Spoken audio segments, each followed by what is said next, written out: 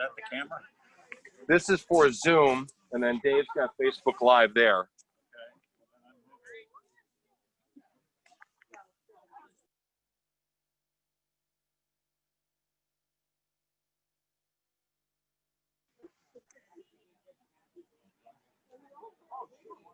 Oh, this is great. It's not showing the video. What the heck?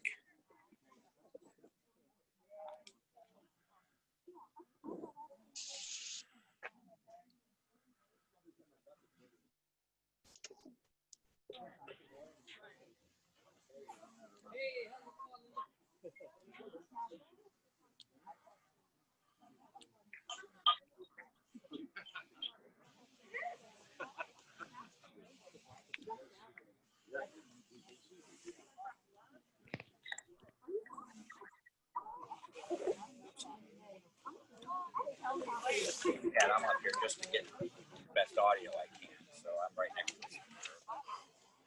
We have 27 people on Zoom. That's great. Mm-hmm. Good morning, everyone. We'll be starting shortly.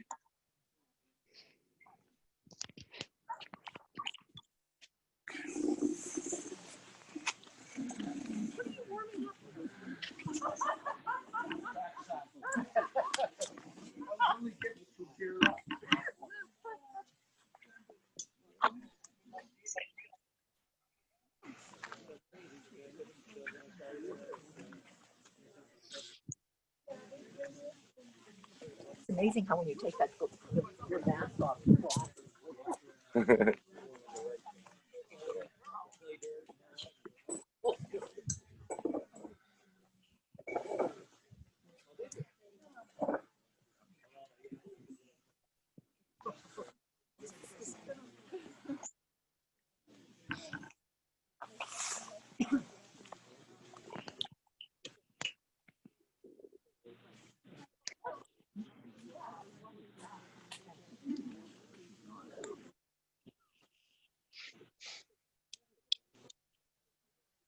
Yes, ma'am.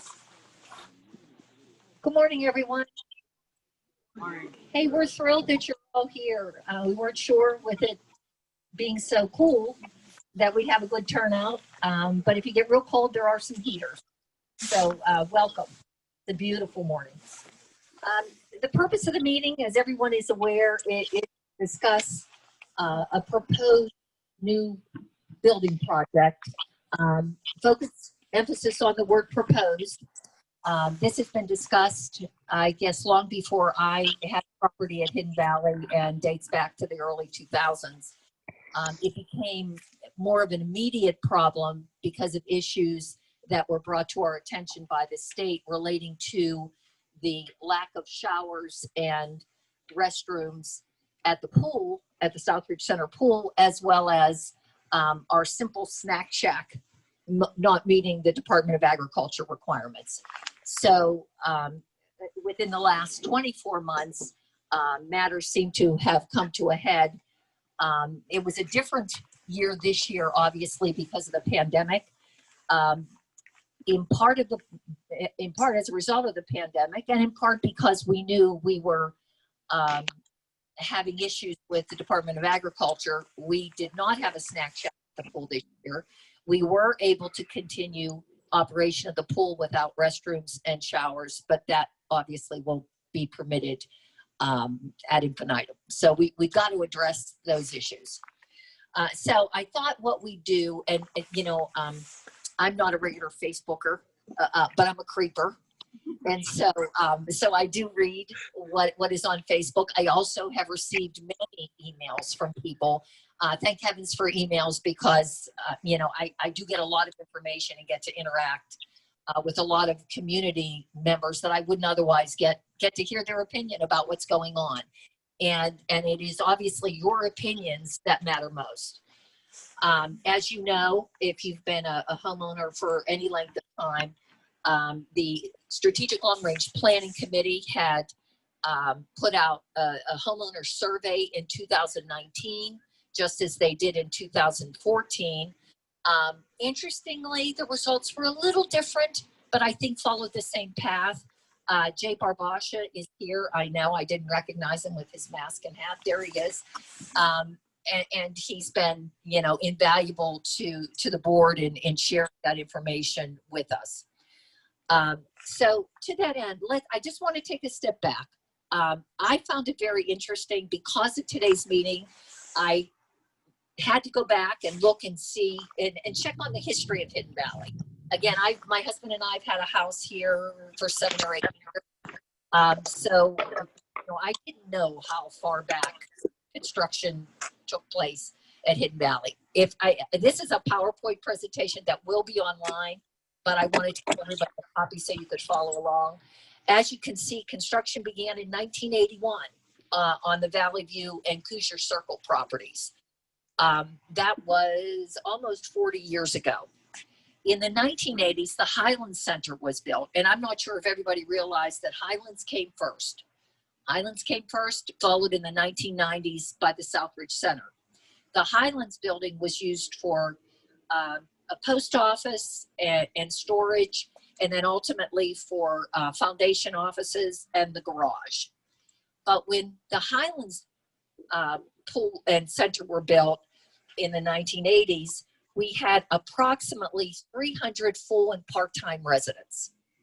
So fast forward to the 90s, that number continued to grow and has continued to grow to our approximate 1,100 home sites.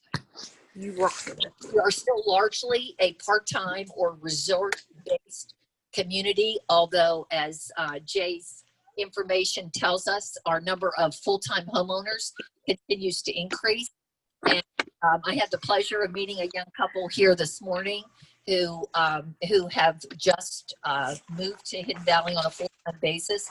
So the age group that lives here on a full-time basis is varied. We've got 30-year-olds and we've got older people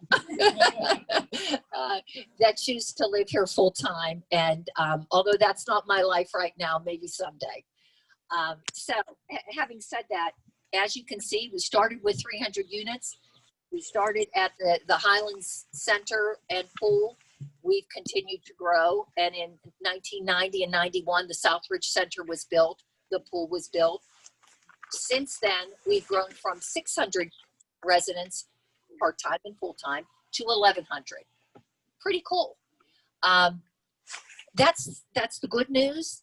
My concern as a board member is that we have 1,100 units. There aren't new units slated. So what does that mean? We may have a whole new crop of homeowners, but we still have approximately 1,100 homeowners. So whatever we do and the costs for whatever we do are still spread among those 1,100 homeowners. So we have to measure every step alongside of the number of homeowners that pay assessments on a monthly basis. And as everyone hopefully is aware, there was a time in Hidden Valley's history where financially we weren't as solvent as we are now. And Bob Kohler, our treasurer, is going to talk a little bit about our finances and where we are now and what concerns, if any, we have. But the important thing to remember is, and I'm moving, I'm so sorry. No, that's okay. The important thing to remember is that we have, and I'll say, quote, luxury of being financially solvent and able to save money on an annual basis to fund the projects that are required by the reserve study. So every step we take, every penny that is spent is closely monitored, and frankly, few expenditures have been made at least since I've been on the board, and not because I've been on the board, but since I've been on the board, have not been planned. Obviously things go wrong, just like things go wrong at your home. But in most cases, 90% of the time at Hidden Valley, we've anticipated a problem. We have planned for it. We've budgeted it. And that is why I believe you're in a position today to have choices. It's kind of like when you're young and you think, should I put that extra $100 in the bank for my retirement? Maybe I should, maybe I shouldn't. But if I do, when I'm older, it gives me more choices. And now we are a mature community, not in terms of people, but in terms of facilities. And now we have to make decisions about what direction we want to go in the future. So, you know, if you're following along, which I am not, and I apologize for that, the next page deals with the changes in the social and recreational needs of the community.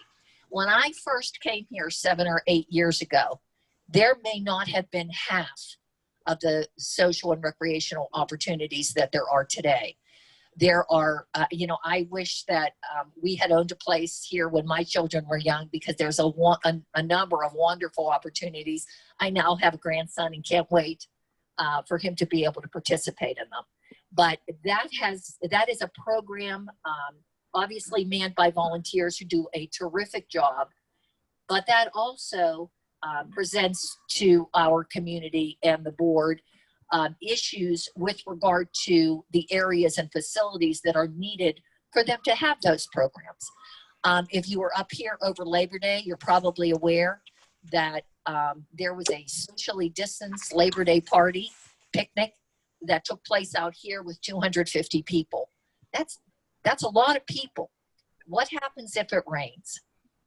Everybody has to go home. We have space inside for approximately 50 people, but you better not have tables set up for food or wine because it's a shoulder to shoulder event at that point. And on Labor Day, we would have had to cancel. And obviously there would have been a lot of disappointed families and kids. And so we don't want to do that. In addition, and although I haven't used the Southridge Center for this opportunity, I know people who have used this for baby showers and bridal showers and small dinner events. Obviously it's there if it's available, but you're also very limited in terms of the number of people who can use it and the number of people that you are able to invite to that kind of an event. So, and I'm going to skip around a little bit, but it is all in here. I think we need to deal with what I consider the elephant in the room. And that is Seven Springs. And I say that not because I think elephants are bad. I think elephants are just big. And the resort is our partner. The resort is a for-profit business. We are a nonprofit. We are a 501c4. We all support the resort. I believe Jay's survey, and Jay, I shouldn't call it your survey, but the survey showed that 75 to 80% of our homeowners bought a home here to ski. That's amazing. That's amazing. And as a result, the resort benefits significantly from our community. And so we want, as the resort goes, I believe we go. We want them to be successful. Their activity keeps our community visible and vital and viable. And so I, you know, and I don't want to offend anybody out there, but I can tell you, I am not part of any group that thinks the resort is bad. I think the resort is good, and I want to nurture that relationship. But what's the difference between the Hidden Valley community and the resort? Profit. All the foundation does is provide service based on the assessments you pay. What Seven Springs does is provide amenities for a fee. And that's great. We take advantage of those amenities. But they are not terribly interested in providing us with free anything. And why would they? They're for profit. I'm a lawyer. I have a law firm. I do some things for free, but I work for profit. The Seven Springs is the same way. We can use, and I had a conversation with Seven Springs executives this week about our use of the conference center for our annual meeting. Clearly not this year. They are very disappointed that we're not able to use it this year because of the pandemic. It's unfortunate. We're going to have another Zoom or a Zoom annual meeting. But my point is, Seven Springs will cooperate with us. They will collaborate with us when they are able to do so, when it doesn't impact their for-profit business. They know that our annual meeting is in November every year. They were anticipating in January that we'd be back. were not going to be back. They anticipated that the Highlands Resort Realty and whomever else would provide lunch. They will continue to do that in the future. They're not going to do that this year because we're not meeting in person. It doesn't mean that our relationship is bad. It doesn't mean that we haven't cultivated the relationship. It can't be done this year. But what else can't be done is for the foundation and the Social and Recreation Committee and just everybody here can't just call up Seven Springs and say, hey, we need some meeting space. The maintenance committee needs to meet, and there's an activity for 50 people in the Southridge Center. They're not going to give us that space for free, but most importantly, hopefully for them, it's not available because their paying customers are using that space. We've had conversations with Seven Springs. It's not easy. This year truly has been an aberration. They have many problems that they're dealing with, which have impacted our ability to make plans. This is our first year of self-government, and we had a plan to meet with Seven Springs on a monthly basis. They've been completely overwhelmed by the problems that the pandemic has represented to their business. So we haven't been able to do that. But I did, when I spoke with Chris Shervine this week, we're going to start with bi-monthly meetings in November, and hopefully we'll continue to collaborate where we can and have Seven Springs involved in our lives here in the community, where it's beneficial to us and where it doesn't impact their for-profit business. So, I have a page on what I described the status of our relationship with Seven Springs. Because when I talk Hi, how are you? to be a very significant. I'm on a Zoom call. And so what I say is we will continue to work The cooperatively. homeowners meeting, We and are I going to start didn't to want to meet on a drive an hour and a bi-monthly half basis. for an hour and Can you a mute half. yourself, They're please? not Back for an hour available and a to half. You know serve what I all mean? of our social, Oh, recreational, and frankly, I our do. business needs. Beautiful. I'm sure everybody here. Can you I mute think they're yourself, up at the please? camp. That's where office, I mean, and up you at see the how building. crowded That's where I left them. So. our staff is back there. Okay, That's- take care. I mean, everybody, my office gets crowded at times too, but really it does impact work and their ability to work effectively. It always seems rather messy back there, and it's because they don't have enough space for the work that they're doing. We intend to work collaboratively and continually with Seven Springs to address whatever issues impact both the resort and the community. As everyone is aware, the golf course has been open. When I talked to Seven Springs this week, they've acknowledged that they've had to reduce their employees by such a significant number. They're hoping that in the next several months, the golf course, to the extent it's going to be open much longer, will look better, be better maintained, and will be an amenity that we can enjoy as well as their private customers. So, moving on to the Southridge Center 2. As I said earlier, our current pool setup doesn't meet state requirements for purposes of outside showers and exterior restrooms. What we need is to have dedicated restrooms that serve the pool. In addition, if we want to continue to serve food at the pool, we need a better setup. We need a setup that meets the requirements of the Department of Agriculture. Am I messing up, John? Nope. Gotta hold it close. You want me to put the mic stand up for you there? No, I'm good. Okay. I'd rather move. So I have to say, I've been on the board or as a member or as an alternate for 4 years, and I can say for the entire time that I've been on the board, this has been on the table for discussion. In 2019, and I think Bob will fill you in on details that I don't have at hand. We put together a project that would have been on this side of the center that provided additional storage for the pool in the Southridge Center as well as bathrooms and showers. It went out for bid. The engineers that prepared the specifications were Eads Engineering. We got 3 or 4 proposals back. Bob, correct me if I'm wrong, but the lowest price proposal was $329,000. That project was approximately 1,200 square feet, had no meeting space, and as the engineers looked into the specifications and the design in further detail, we learned that not only did we not get much for $329,000, but in addition, to construct anything over here was going to impact the pool in a very negative way. There was a lot of concern about impacting the piping that runs underneath the pool, and the sewer line, I guess, that is also adjacent to it. So what next? So then January came, and still no pandemic.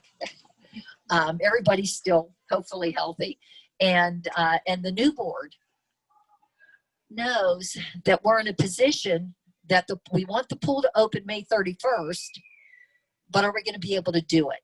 And is the state going to come in and close us down because of the restrooms and the showers? And we knew we could get along without food service, but the restrooms and the showers are a problem. And so we talked about various alternatives, knew we could not afford, if that 1,200 square feet was $329,000, we knew that we could not add meeting space to those other requirements at a price we could afford using a conventional form of construction. So someone on the board, much smarter than me, suggested that we look at the alternate form of construction that Morton Building engages in. And people are probably familiar with that form, and guys on the board, correct me if I'm wrong, the Mueco Dairy is a similar form of construction. Yep. And the drawings are here. It gives you an idea of what we're talking about in terms of the proposed project. And the idea, I can't walk over there, can I? Yeah. So, oh, can I? Mhm. Okay. I'll follow you. Okay, so do take a minute to take a look at it. Again, this is a proposal. This is not a final drawing. But the proposal is that this building will be located behind the kids' pool. And the side that faces, and if I'm wrong, guys, please tell me I'm wrong. The side that faces the pool will have the showers, and the restrooms obviously will be on the interior. And if there is a food service component, it will face the pool. John, you gonna help me out here? So it makes sense. We're in this way, and you can walk over, John, did they stake it out? Yeah, we have it staked It out. is staked out. So if you want to go after the meeting to see where it would be located, and we thought that would be helpful. So the immediate plan is to resolve the required issues. The good thing about this type of construction is that we can resolve those issues and stop. We can stop for next year. We can wait and add additional meeting space, depending on what the community feels is necessary. That's the good news. That's the positive, and we think that's what we can afford. In putting a plan together that included more than just the requirements, more than restrooms, showers, and food service, we tried to make and consider a long-term decision with regard to the needs of the community.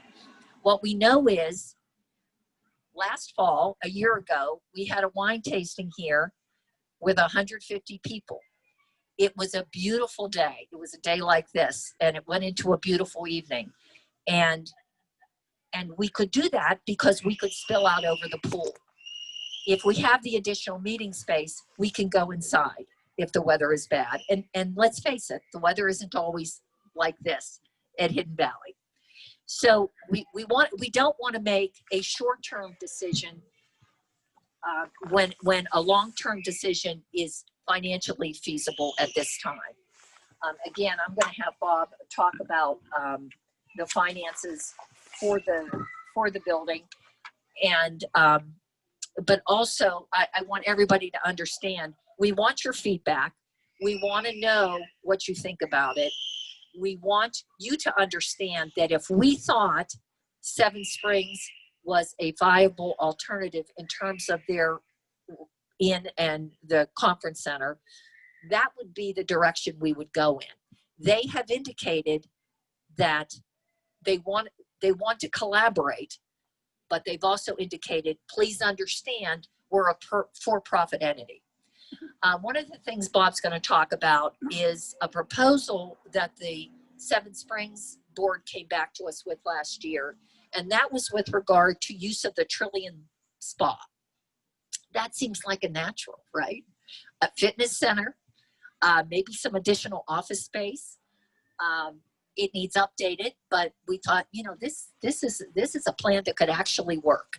It didn't solve the problems up here, but you know, it would solve the problem of perhaps some additional meeting space and a fitness center that people seem to talk about.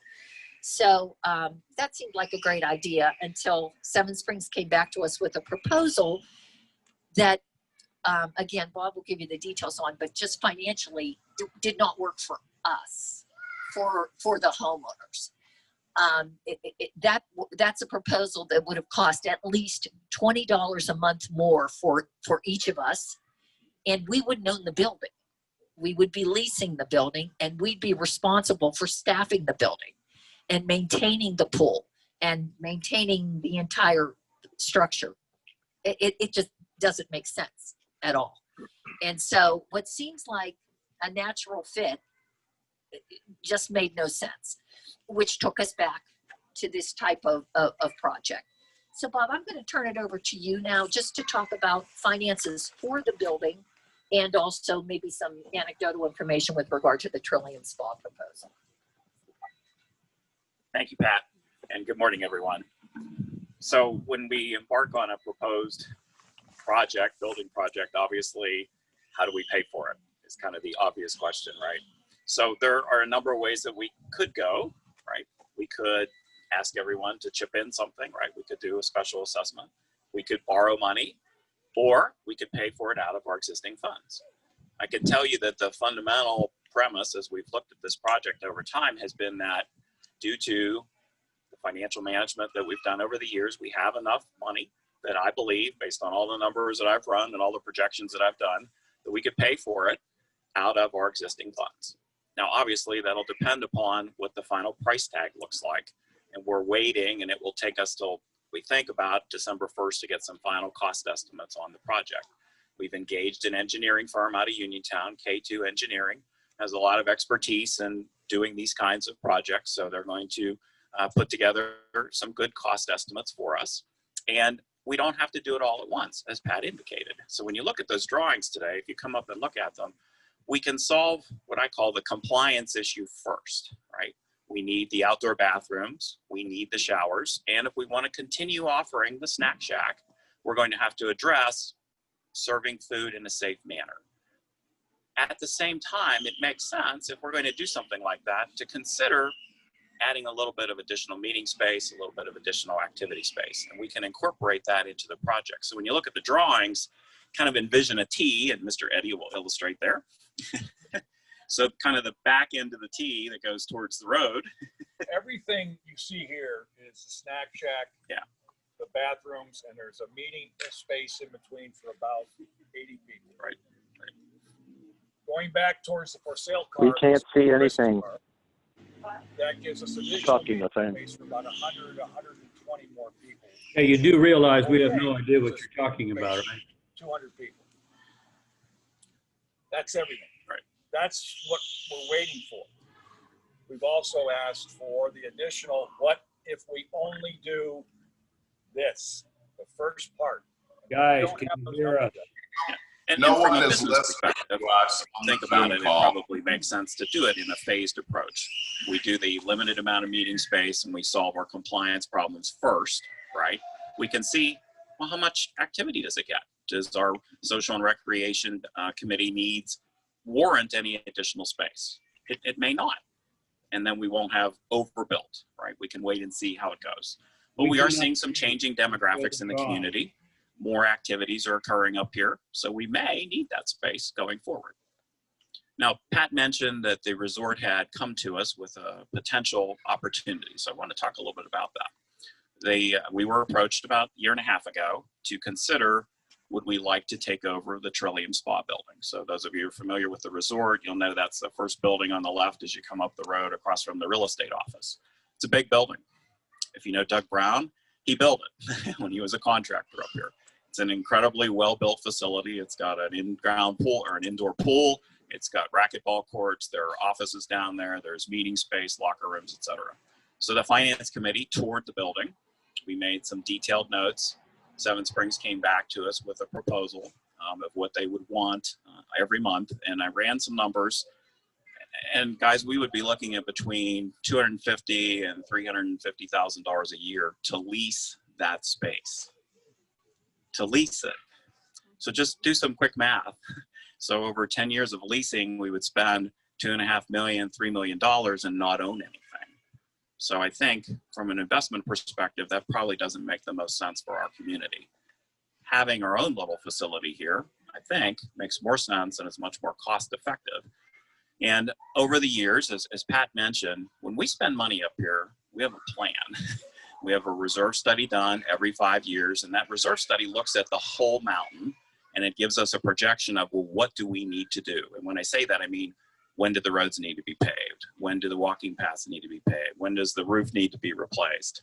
When does plumbing need to be changed out, et cetera? So we have religiously, over the last 7-8 years since we started doing that, we have followed that every year, and we've done additional projects as well.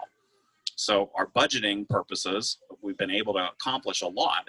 Some of you come to the annual meeting every year, you've heard me talk about over the last 7-8 years, we've spent almost $2 million up here on different projects. And through our budgeting cycle, we've been able to manage kind of the increases in assessments, get work done, and we've built up a nice fund. Right now at June 30th, there's about $2.3 million in the reserve fund. And I ran a projection late last night. And I still am convinced that I think we can do this without any significant assessment to the homeowners. Now, our investments have done well. The finance committee made a decision several years ago. We went to professional management. So we have 2 investment managers that do our investing for us. They've done a great job. The finance committee meets with them a couple times a year to see how they're doing. So I think as long as we continue that, we should be in good shape. And one of the things we could consider is, due to the low interest rate environment, as many of you are aware of, if you have CDs or savings accounts, right? You've seen rates have dropped significantly. Our rate of return on our investments has been very good. So we may want to borrow part of the cost and still make money on our investments rather than take it out. Now, you've heard me at the annual meetings preach about how we're debt free, and we are, which I think is a great thing. But for a project like this, we may want to consider some partial financing so that we can continue to earn that rate of return on our investments. So I think we have the ability to do this project, but obviously we want to see what's the final cost going to be. Thank you. Pat. As I sat there and listened to Bob, and honestly, I'm not sure we'd be where we are today without having Bob Kohler's expertise. I don't want you to walk away from today's meeting and say, there they go. They're spending money, and not only are they spending it, they're borrowing it. No decision has been made. We do not have final numbers. We anticipate having final numbers December 1st. If this project comes in at a couple $100,000 more than what this project would have cost, bear in mind, we still have the ability to pay for it. We don't have to borrow money. I know, Bob and I have been going back and forth on the idea of borrowing money. And, I try to, educate myself on what homeowners associations are supposed to do and what they're not supposed to do. And there's a school of thought that in this environment, borrowing money is a good thing to do. what we want to do is make sure that we weigh all of the different ideas that are out there to make the best possible decision for you. I'm sure that most of us like having that rainy day fund. And if we were to borrow some portion of this purchase price, we can, be very comfortable knowing that that rainy day fund is there. If for some reason we had to pay off a loan that we made, that's the benefit of being as conservative as we have been over the years. So I want you to know, wanted you to come today to get answers, but I know we haven't given you definites with regard to final cost, final design, and how we intend to pay for it. But we felt as a board that it was time to get as much information out there as possible because we know everybody is talking about it and hearing about it. And we were finally able to have these renderings done that should give you some idea that the proposed building is not a Taj Mahal. It has been simply designed. And when I say simply, I mean it's a simple design to meet some fairly basic needs at the Southridge Center and of the community with regard to meeting space. So this is your time now. I'm sure you have questions. Does anybody have a question? Sure. This is John Eddy. For those who That don't could be know. scary. Hi, everybody. I'm lucky. I've been up here since '82. I think I'm second in elderly to the couple that's sitting right there, Marilyn. So I've watched this community grow. And unfortunately, when we bought it was because of the ski resort, plain and simple. Kids were young. That's what we're going to do. We're going to ski. And then my boys decided that they wanted to do hockey, and that changed everything. And it changed everything because instead of being involved up here, we found ourselves having to spend 75,000 miles a year to travel to play hockey. And I was very fortunate that one of my sons was able to go pro. Sorry. So where am I going with this? We didn't get a chance to do a lot of things on the mountain until the boys have all graduated. There are a lot of things that go on up here. There's a lot of issues that Aaron and Robin have put together that if you want to be involved and you want to do things, you can do that. Unfortunately, things run out when it gets cold. We need to have a place where we're able to continue doing things. We want to bring in chefs to do dinners. We want the yoga people to be able to go inside and work rather than being on a frozen pond or out in the parking lot. Doug Henley likes to have wine tasting. Does a great job. It's not conducive to do it when it's 10 degrees below zero and 4 feet of snow on the ground. We have had an awful lot of discussion on this. There have been some people who said we're making a very rash decision to do this, and let me tell you something. I think we have spent more hours than I want to think about on this. And because of Bill, and because of me, and because of Doug Henley, we were the one that came back to the board that said, we think this will work. This is not going to work here for lots and lots of reasons. I want our pool to still be functional. We go over there, we don't have to worry about the pool problem. So if I said we spent over 100 hours, 200 hours, 500 hours making this decision, I'm not quite sure, but what I will tell you is we have taken an awful lot of time looking at this, looking at the pros, looking at the cons. In the beginning, I was so pro for this, it was great. In the beginning, I had 2 individual board members that said, no way, no way, no way, no way, no way. And we had to convince them. So there's been so much work looking at the feasibility, how we can do it, the type of building. It's been very interesting because guess what? Now I'm on the other end. I don't know if I want this to be built for lots of reasons. Money's number one. Until we get concrete numbers, my vote is still here. Now comes the next one. We got to convince Finance Committee, of which I'm a member. Our Finance Committee met 3 weeks ago. And let me tell you what, 7 guys on this committee, and to say that, I'm sorry, John, You're okay. and to say that it was an interesting hour discussion would be putting it mildly. I got hammered because I'm the one that was presenting what we're trying to do. And I don't mean hammered in a bad way. I mean, what about this? How about this? How are we going to do this? What type of plans? What type of projects are you talking about having in there? Personally, I think it's a phenomenal thing for the foundation. We can still do stuff down the mountain. That's not a problem. But we still have to have the ability for foundation members to have a place to go and do things. And that's my input. Thank you, John Eddie. Okay, who's got a question? Yes, sir. What happens to this facility if that's built? How does that change what goes on in here? In They this, move that offices into oh, that part? in this building.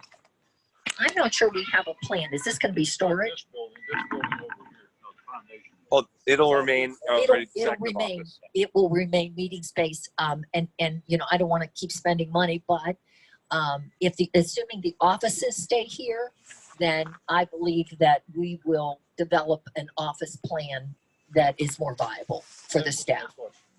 Don't you think? I mean, Sure. it's a pretty tight situation in that office. Yes, Ben. Yeah, your new restroom facilities that you're putting in, okay, are they going to accommodate the additional people you'll be bringing in for the other events? I guess that's my question. Because right now you're saying you're factoring this strictly on the pool usage, and I know the pool usage here isn't that much, okay?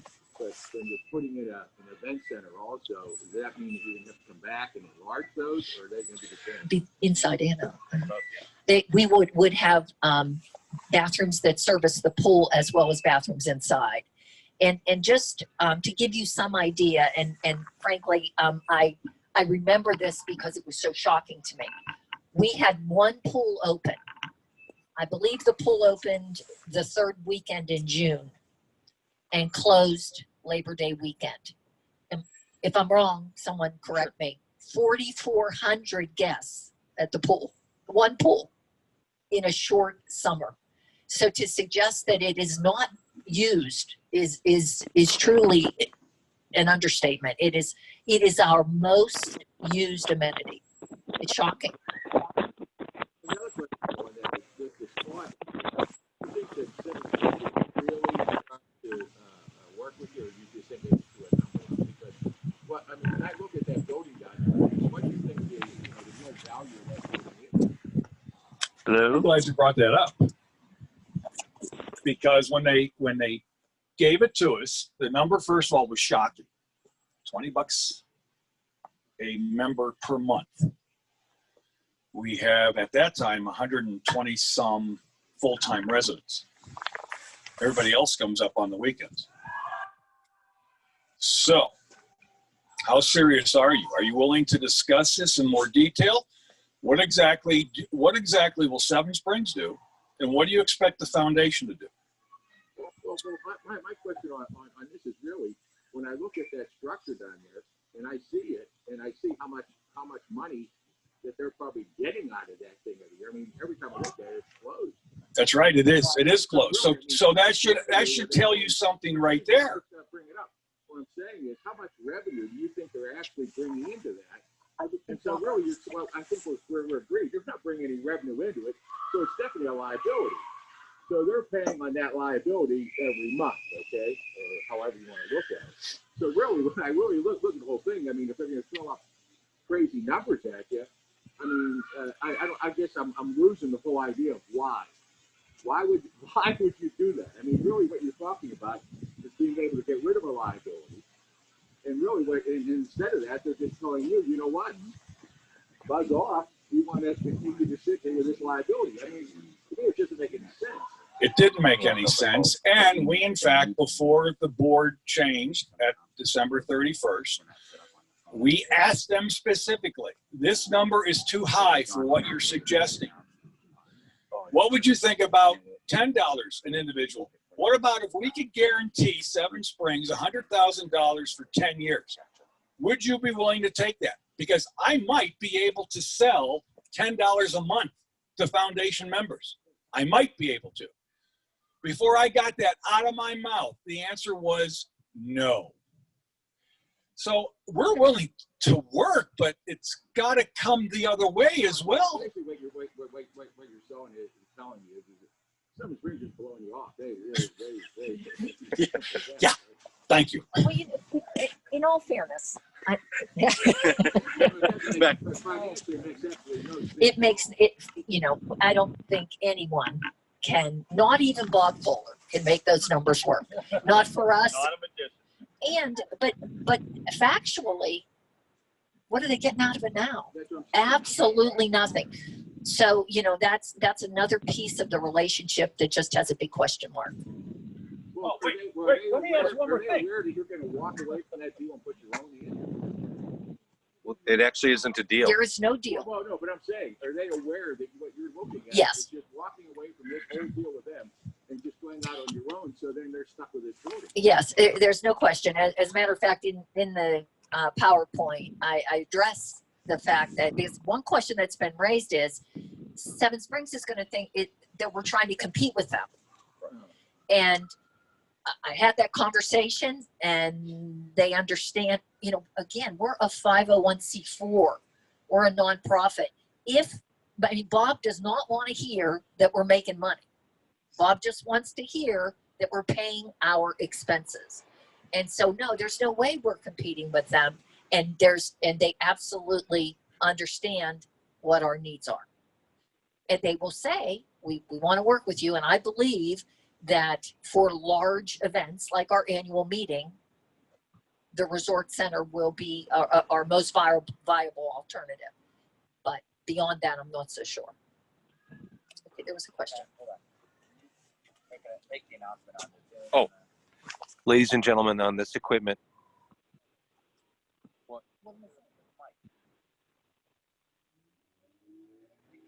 We're getting questions via Zoom that we can't, not on the mobile phone, we can't access those questions. right. And then we also need to repeat the question from the crowd. Okay. Right.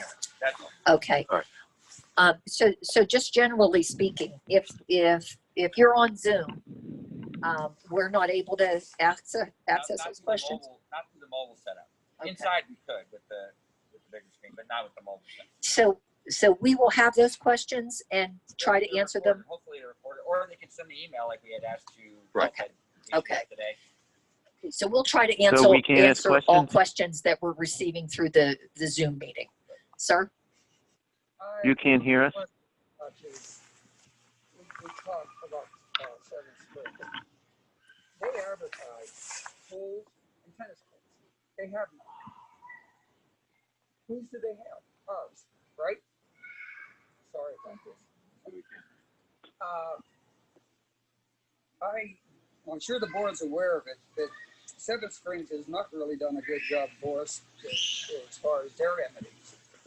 The golf course is a disaster. It's gone brown. They're not maintaining. I know they reduced the staff. Their golf course at Seven Springs is pristine. So where are we going to get some muscle to say, hey guys, you are advertising these things that you don't have? And I just would like the board to really get a little harder on them and say, come on, it's a two-way street. Don't just be beating on us. You had 6 tennis courts down here. You made a parking lot. You had the spa and everything down there. You shut down. You're not maintaining your golf course, and that affects us as a homeowner association. So I would like to see this board get mad.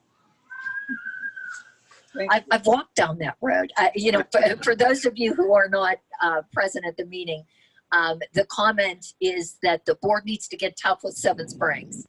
That they are advertising pools and tennis courts here at Hidden Valley, and I assume, because I said there are pools at Seven Springs. There just aren't. The pools here are not owned by Seven Springs. And Nor were the tennis courts. And so, we're going to attempt to continue to be tough with Seven Springs, but to try to work collaboratively. Lovely. So we can't ask questions from Zoom?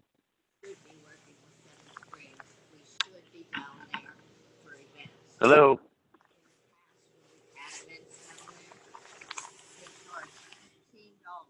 Hello? Yes, this is Dan Bagley, and I definitely have questions and comments. I don't think we can ask any, it's a problem. Yeah, I know. Well, there's 40 people on Zoom, so why are you having a meeting where you can't hear people? Yes, this is Dan Martin. I'd like to ask questions too, but I guess we can't. Yeah. Which, you know, They this said is they what can only hear him inside, not outside. right. This is really the issue, you know, as remote owners, you know, unless you live up here, you don't get a say at all. So it's really kind of weird. Yeah, you I'm know, not sure. this is Jay Smith. Can you guys hear me? Yes, I Yeah, can we can hear hear you. You know, I have a pretty good source of information that this building is going to cost about $500,000. For those at home, Marlene Jones has brought to everybody's attention that it's expensive to have an event or to participate in an event sponsored by the resort, and that events that have taken place there in the past have been less than satisfactory. I'm summarizing one. Yes. Are we able to speak at all? Are we Yes. listening to each other, I guess? Sounds like just each other, and that's it. Well, that's good. We could ask each other a question, I guess. These large openings are Yeah. really This is kind of a disaster. You know, I guess saying this building is going to cost at least $500,000. So my question was going to be, where are we going to get the money from? What other projects? What projects are we robbing to pay for this? Yeah, my question is, the renderings are pretty, but what kind of a building? Yes, everyone be quiet. Pending was long range, that we'd eventually close those off. So we'd have totally indoor meeting space. So you're right, they're open right now, but they are garage doors. Sorry. No, it's okay. You know, this is, as you can see, and I personally was never familiar with the Morton building concept, but this plan, our needs seem to lend itself to this type of approach because of the flexibility. As John Eddy just indicated, if we were to decide we're going to phase this project, that would of course be part of the later phase, but this type of building design enables us to make the building larger or smaller based on what we think is necessary at the time.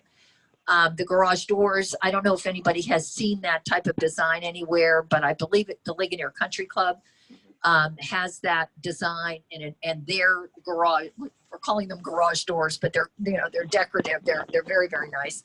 And it opens onto a patio and a lovely landscaped area.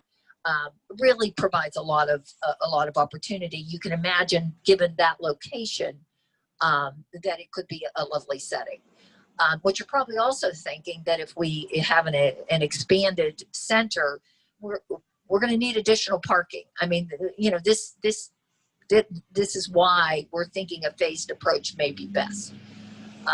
But we're going to do all that based on the size of the community needs, and how much we think we can comfortably afford. Talk about the fact that this design gives us the ability to aesthetically line up. Right. Okay. John Newport raises a really important point. As everybody may be aware, we didn't want to attach it to this building because if we attach it, what happens? We have to make this building ADA accessible and bring it up to code. We're going to have a code compliant building, but it won't be as expensive because it will be next door to this. In addition, this design, it is one that adds to the continuity of this building. So in terms of color, that color looks a little blue to me, and I really like it. But really, it's going to be this kind of gray if we do move forward with it. So our idea is we're going to put some stone on it if we can afford it. Keep it so that it looks like it's always been there. I know there has also been a discussion, metal roof, shingle roof, but this building has a shingle roof. We want it to look cohesive. And so one way or another, we're going to make it look as if it's all part of a center if we move forward. Yes.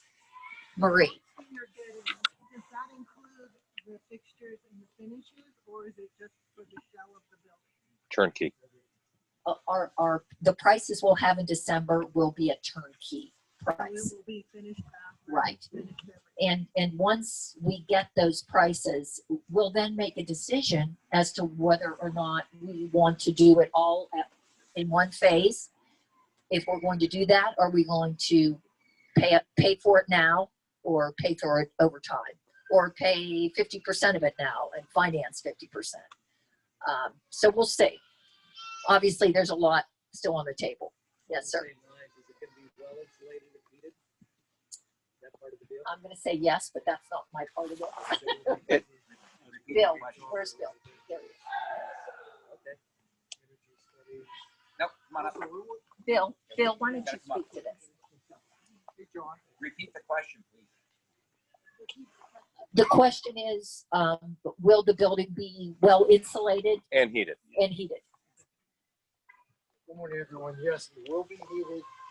It meets the energy studies by the state. And also, what would really help us Yes, sir. is the floor plan that we have. Yes. Why don't you bring that on? They can see the seating on the inside, how the bathrooms are going to be set up. We might tweak it more on the bathrooms, but I think we have the. Why don't you bring the floor plans on? Can I get it? Can I get the floor plan? Let me go dig it. Or maybe, how about if we make those available, Bill, after? Yeah, it'd be easier. You can bring them out, yeah. Okay. But you have to understand, this is a complete building. Heated inside, all glass garage doors for the Avions. In the future, maybe we'll put a fireplace in where the pavilion is. Any suggestions by the group here, what you want to see in the building? Also, activities you want to see in the building. Write them all down. Bring your suggestions to John Sabo, and let's do it. Okay, it would help the community out a lot. What else you need? Other questions, Ben? Have we taken into consideration the revenue that we might get from, I don't know, baby showers, maybe small little receptions? We don't want to make money. Well, but Bob, But there's a cost offset that goes along with that. We can do some events and charge a little bit. We just have to be careful.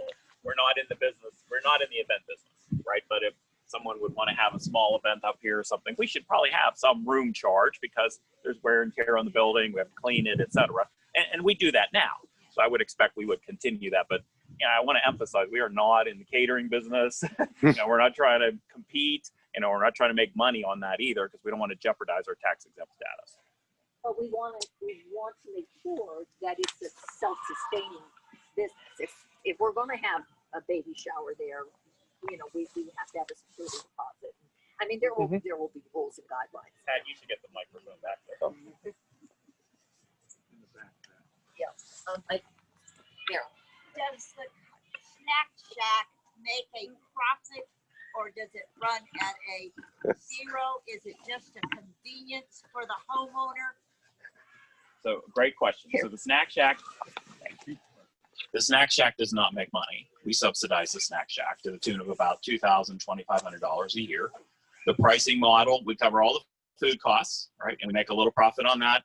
And then that little profit goes to cover the folks that staff the Snack Shack. So it's really an amenity to the homeowners. So, and it's something we don't have to offer. We could shut it down and never have a Snack Shack again. But it's just been a nice amenity that we've had over the years.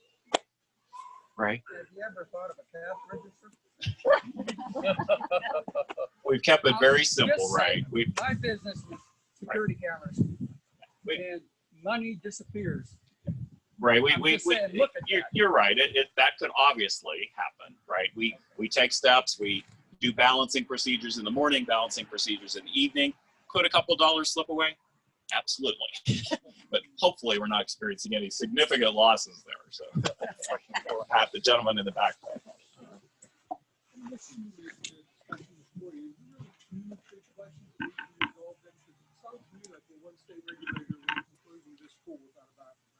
That's a truthful statement. Something done, that's a burning platform, has to be something done one way or the other. So it's not really a matter of when you spend money for a building. It's about money to spend money to keep the pool open. Because without that, there's no pool. Correct. Right or wrong? And that's what I think I heard. That's correct, but I want to be clear. We can have a small the question was, aren't we just talking about doing what we have to do to keep this pool open? Because if we don't do something, it won't be open. I think that's a valid point. But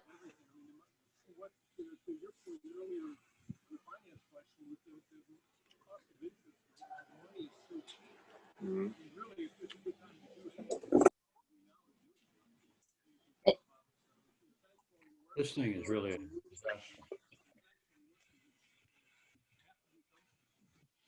for those at home, the comment that was being made was with interest rates so low, it seems like this is as good a time as any to take on this kind of a project. Michelle.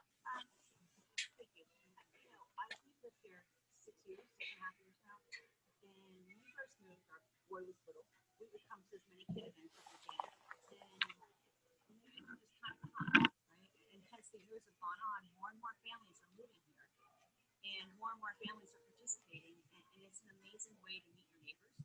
But is it nice to be able to bring your kid like we do to our snowflake ball? You bring your children into their little party and have our own? Yes. But as parents, it's nice to meet additional parents. And honestly, that's how we all get together and ski and swim. And the space in there is just not conducive. I mean, we have a library, a meeting space, and an activity center, and then you have boxes all over the place, and you have staff trying to maneuver. We've outgrown that space, and in 6.5 years, we've watched it evolve and grow. So I don't understand what the conversation is. I mean, we've had times where you can't have one event going on because there's another event, right? You can't have a meeting. I mean, I'm the strategic planning committee. We couldn't have a meeting sometimes because something was already scheduled, whether it be an exercise class or something else. We just don't have the space, and my experience on construction projects in my school district, the longer you wait, the more they cost. So, and this has been a conversation for 5 or 6 years. The longer you wait, the more it's going to cost, and the larger our community is going to be. I personally would prefer if you're going to do a project, you just do it and move on. That is the way the industry is. Thank you for the comment. For those at home, Michelle's comment is she's been a homeowner for 6 or 7 years. The gatherings at the pool and at the Southridge Center help everybody get to know each other.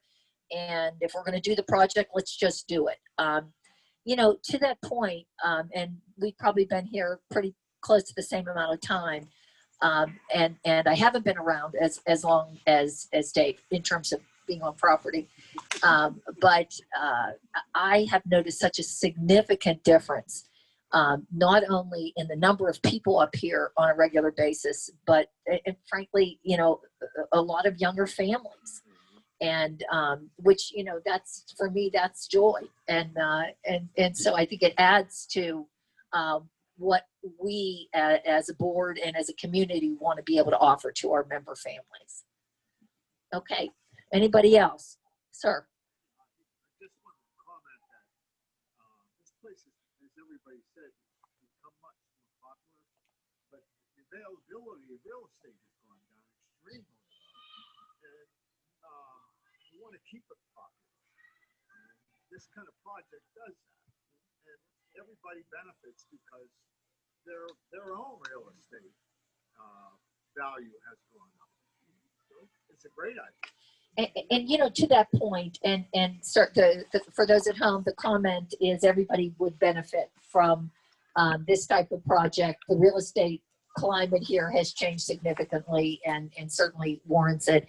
To that point, and going back to the Trillium Spa project, in my mind, that project provides an amenity, but does not increase the value of my home. A property that I'm contributing to on a monthly basis that I know will have availability to my community and for me increases the value of my home. And I think that's key here. Anything else, sir? Hey, Pat, one of the things that you mentioned it here in the PowerPoint, it was just a little line, but I think it's relevant. I think it's really important.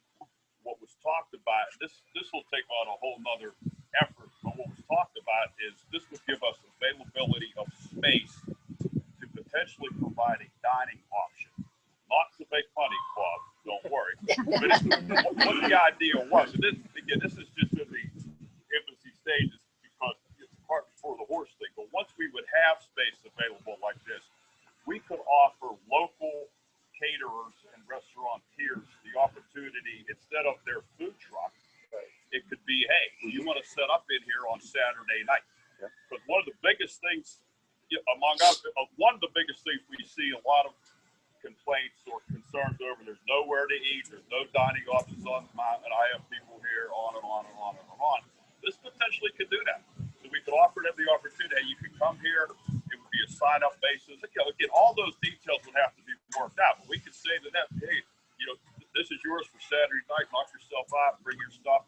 It'd be a dining option during the times, especially like if the summer's not so bad, you have picnic tables, food trucks, that all works. But in the winter, during ski season, you hear that a lot. So I think that's important too. It was like a one-liner in here, but knowing some of the background, I think that's a real important point. Then I have a question as well of where is the potential parking proposed? Well, there's two spaces behind you all. The townhomes have extra capacity of about 90. And then we're also looking at running down High Top. So a part of this planning is the strategic need now and the forward need without creating another cost. Okay, well, one more. One last question. I Yes. think it's a great idea. Thanks for putting this all together. It sounds like the only reason not to use it is it costs too much money.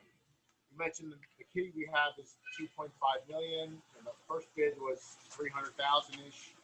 What's the acceptable number to bring the kitty down, and where are you hoping it's going to come? Good question. That is a great question.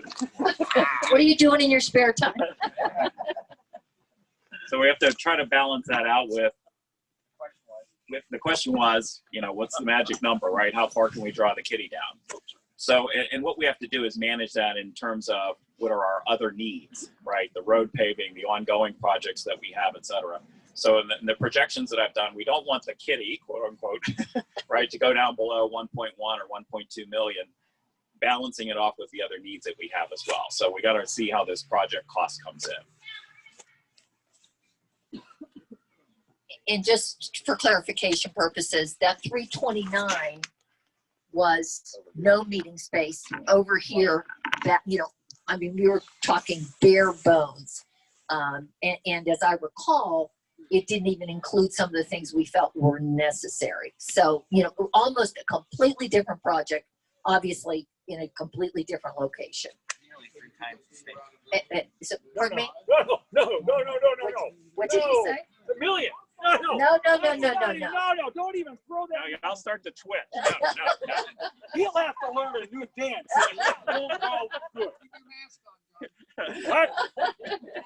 Okay, guys, No. thank you so much for coming. I really didn't expect this great of a turnout. We're thrilled that you're all here. Yes, thank you.